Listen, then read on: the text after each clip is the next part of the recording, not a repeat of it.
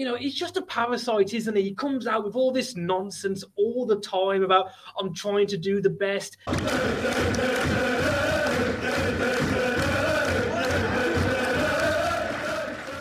Hello, everybody. Welcome back to Sweet and Sour Soccer. We are here to talk about what seems to have been going on for 5, 10, 15 years since Ashley took over. And that is the takeover by the Saudi-led consortium of Newcastle. Now, there's been so much around this, Scott, regarding why it wasn't going to happen. It's been in the news for, what, 6 months, 12 months, maybe 18 months now. Maybe.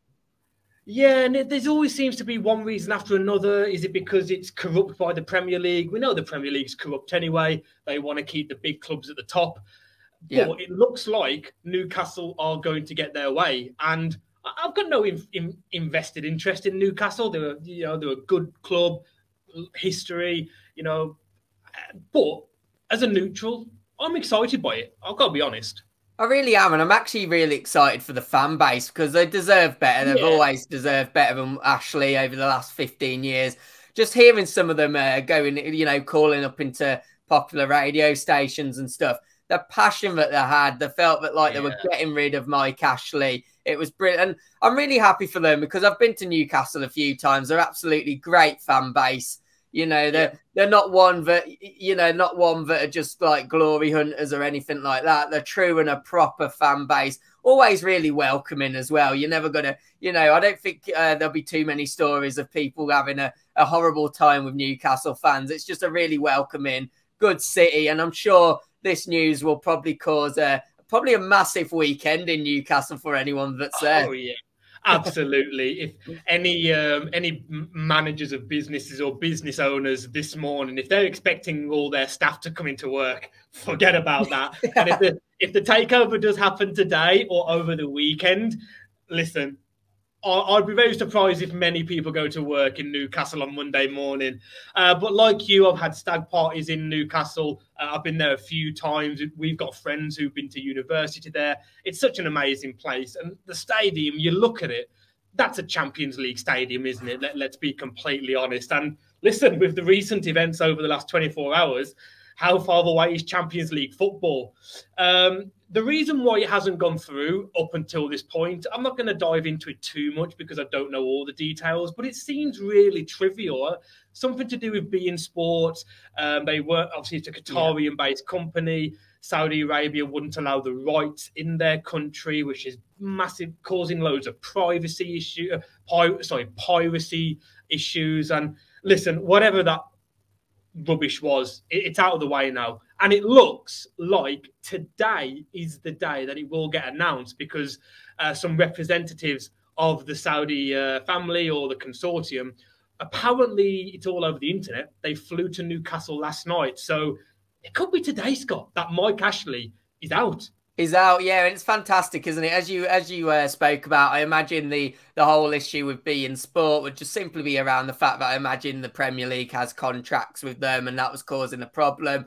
Cool. But it's sorted now, which is great news, isn't it? It's brilliant news, and of course, it's just going to be so interesting. I mean, I think Newcastle fans, they've got to be excited about what's to come, but more importantly, they're just going to be excited about Mike Ashley leaving, aren't they, more than anything? And I'm sure there'll be another one that's on the hit list, which we'll probably dive into a bit later on the video. But Mike Ashley's always been the main one they've wanted to get rid of. 14 years, I think it is, that he's been there. And he's just been horrible, hasn't he? As you alluded to, and this is going to be a massive thing for Newcastle as well in general. I think it's a 52,000, is it? Yeah, 52, just under 52,500 seat capacity.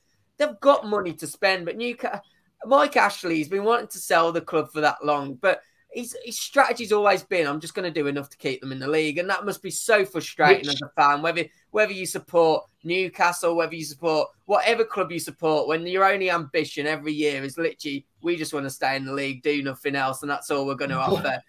It's horrible, isn't it? the funny thing about that is that he's actually failed even on that basic requirement of just staying in the league. He's failed in that twice. He's took them down twice. And let's be completely honest about Mike Ashley. He's one of, if not the worst owner in Premier League history. I'd say he's maybe not the worst, because we've seen people like Ellis Short, obviously the famous Sunderland documentary, which, listen, Newcastle going that way now and Sunderland going that way. Newcastle fans will be loving it. But you look at the demise of Blackburn as well, the demise of Leeds, even the demise of Wolves to one extent, from Premier League to League One. He hasn't taken them down there, but he's just a parasite, isn't he? He comes out with all this nonsense all the time about, I'm trying to do the best. Steve Bruce has won like 7 games out of 31, is it now, or 32 after their recent form this season.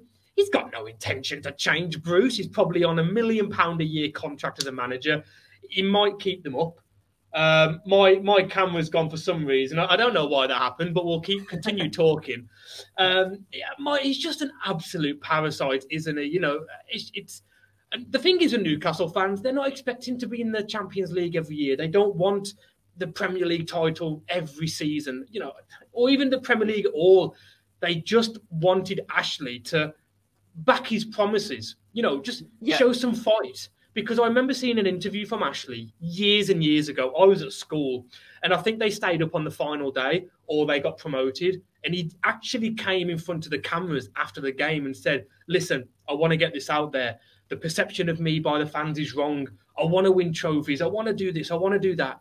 It's just never happened. Never. I mean, just never happened. Scott, where do we start first? Do we talk about the owners that are coming in, or do we talk about what will happen in the next 10 years? Well, why don't we talk about their tasty net worth? I mean, I thought our owners were rich as Wolves fans, and I've checked theirs, and they've made our owners just look broke by any means. I mean, I've got the list here of the top 10 wealthiest owners in the league. At number 10 is Mike Ashley, 2.8 billion.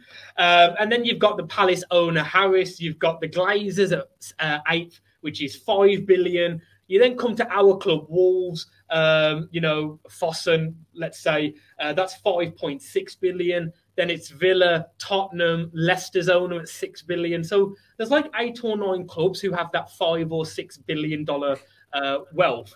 You take a jump up to Kroenke at Arsenal at 10 billion.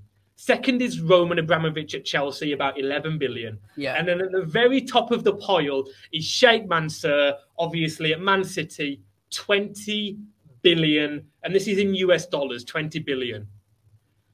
The Saudi royal family is reportedly worth 320 billion.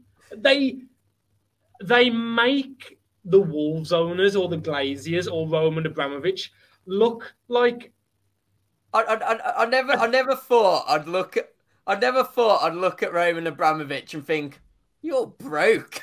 You are a poor man.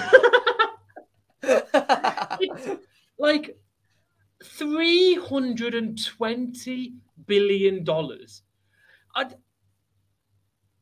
Could you even spend that? I genuinely don't think you could spend that. Me as one person, if I just went absolutely crazy for the rest of my life, I genuinely don't think I could even spend that. What's frightening is that we think Man City have endless pots of money, and they do.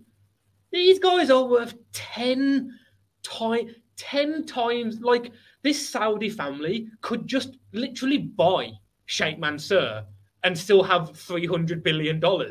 Yeah, exactly. But let me ask you this then. Let's move it on to the next part. How much is that going to matter? Because in terms of Mike Ashley, of course Newcastle are going to have a lot more money now. Let's not get that mistaken. So what I'm not saying there is that people I'm not saying that the Newcastle are now going to still be down there with no hope and whatnot. But because of financial fair play, does it really matter if you've got 5 billion in your pocket, or whether you've got 300 billion? Because they're still going to have to get it right with financial fair play. And of course, that means they are going to be able to spend a hell of a lot more. But it's not like when Man City took over, like, or when Chelsea took over. They're not going to just now be able to go and spend 300 million because financial fair play would just go, well, you need to balance the books. We know how that works. And especially if they get into Europe, the constraints are even worse then. So they're not going to be, they're not suddenly going to be able to do what Chelsea did back in 2003, was it? Or what Man City did, obviously, when they just spent absolutely loads of money and it didn't matter if they were making a positive return or not. Newcastle is still going to have to be smart. And of course, they've now got this money. They've now got the parasite Ashley out. And thankfully, for Newcastle fans, they will now spend. But there is a but on this. They've still got to be smart with that money. You're completely right. And I was thinking about this earlier this morning when I woke up and I saw the news of what was happening today. And I sat there and I thought, listen, 320 billion. Our minds can't grasp that kind of money. We wouldn't know what to do with £1 million, never mind 320 billion. It's just not worth thinking about. It's like trying to understand how many galaxies there are in the universe. You can't imagine it. But whether you've got $1 billion or 320 billion, you can't go out. Newcastle can't spend 300 million in January. And we, as Wolves fans, we found out we're struggling relatively because we did get Europe. We finished 7th again.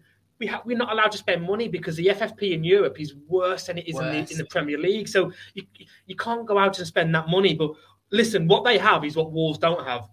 A 50 plus thousand seat stadium, which means that, listen, I saw online yesterday that the website for the Newcastle season tickets had crashed because that many people are trying to buy them now. So listen, if Newcastle, I expect them to start selling out season tickets. I expect them to have a 5 or 6 year waiting list in the next 6 to 12 months. That's very feasible.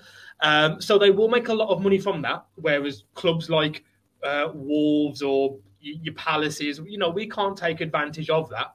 Will there be stadium rights with St James's Park? Obviously, now it's the Sports Direct Stadium. Can't imagine that's going to last much longer as that name. So, and we know you can get around it that way. Can the Saudi family throw a 10-year contract for the stadium rights and just say, well, we're going to give you 800 million and then pump half of that into the squad?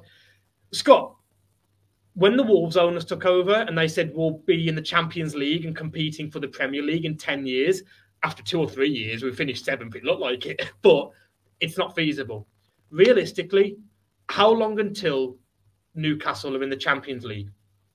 Well, let me say this. It depends not just on the money, but as we found out, any Newcastle fans watching, as Wolves fans have found out, it's not just about the money now.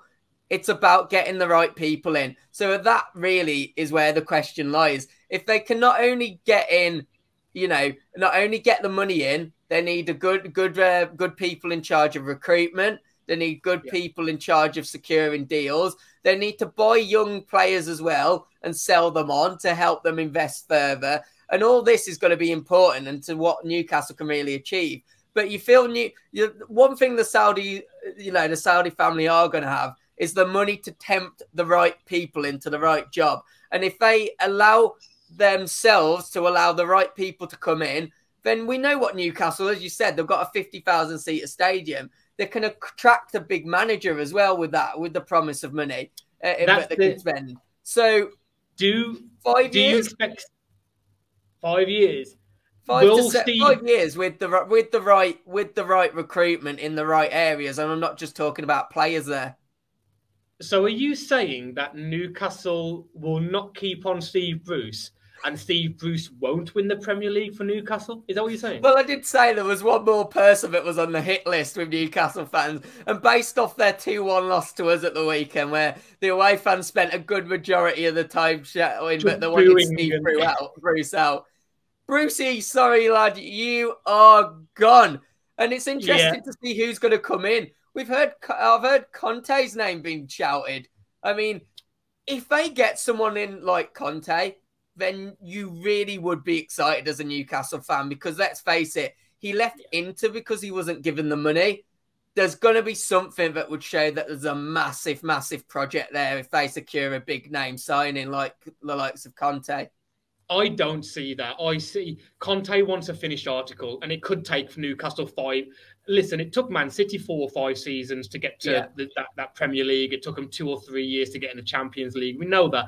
And the Premier League 15 years ago when City got their money was nowhere near as competitive as it is now. You know, the likes of Everton are going to Old Trafford and playing attacking football. We played United at home this season. We should have beat them. These mid to lower Premier League teams, they're not afraid of playing against the big boys now. It's not like it was 10, 15 years ago where there were just 4 teams in the country, you know, that traditional top 4. I think there'll be a stepping stone manager that then takes them to that next level of, you know, your Allegri's, your Luis Enrique's, your Nagelsmann's, you know, your Conte's. I think they'll need a couple of managers before then just to get them up there, get them into Europe, top 4, and then competing. For sure, I definitely agree. I agree on that. But Newcastle fans, let us know how you're feeling. Yeah. Let us know who you'd like in. Obviously, I'm guessing you want Bruce on the way. So who do you want to come in?